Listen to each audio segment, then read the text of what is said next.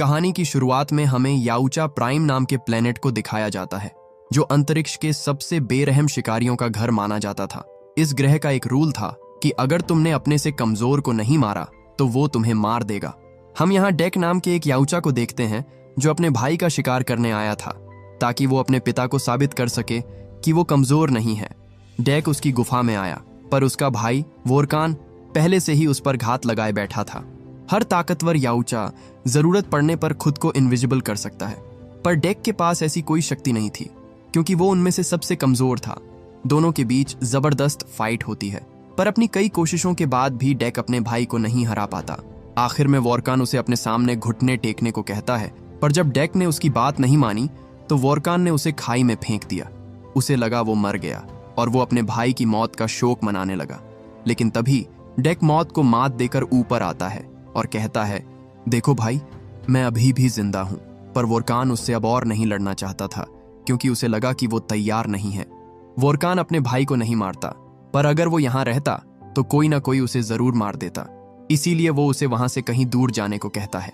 वो बोला, कबीले में अपनी जगह बनाने के लिए तुम्हें अपने से ज्यादा ताकतवर को मारना होगा। उसे मारकर घर वापस आओ, और अगर नहीं मार पाए तो कभी वापस मत लौटना।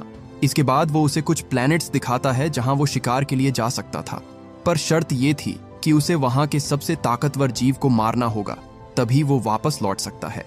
डेक उन प्लैनेट्स में से गीना नाम के प्लैनेट को चुनता है, पर वोरकान ने उसे अपनी पसंद बदलने को कहा क्योंकि उस जगह को डेथ प्लैनेट के नाम से जाना जाता था। वहां का सबसे ताकतवर जीव कालिस्क था जिसे कोई नहीं मार सकता, यहां तक कि उनके पिता भी उससे डरते थे। पर डेक बोला, फिर यही मेरा शिकार है। पिता ने मुझे कमजोर कहा था, उन्हें गलत साबित करने के लिए मुझे सबसे ताकतवर को मारना होगा। वोरकान डेक को वहां भेजने ही वाला था कि तभी उसने एक स्पेसशिप को देखा जो उन्हीं की ओर आ रही थी। शिप से उनका पिता नोआर उतरता है, जो अपने कबीले का सबसे बेरहम शिकारी था।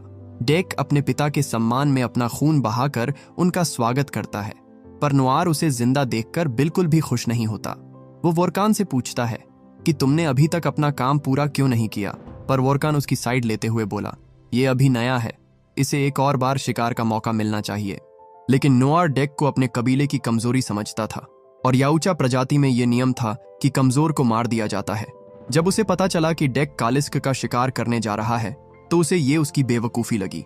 वो वोरकान से कहता है कि जब वो सो रहा था तभी तुम्हें मार देना चाहिए था। अपने पिता के मुंह से ये शब्द सुनकर डेक का दिल टूट जाता है। नोआर ने उसे बंदी बना लिया और अपने बेटे से कहा कि उसे मार दो। वोरकान उसे खत्म करने के लिए तलवार निकालता है, पर वो जानता था कि उसके पिता गलत कर रहे हैं, इसलिए वो अपने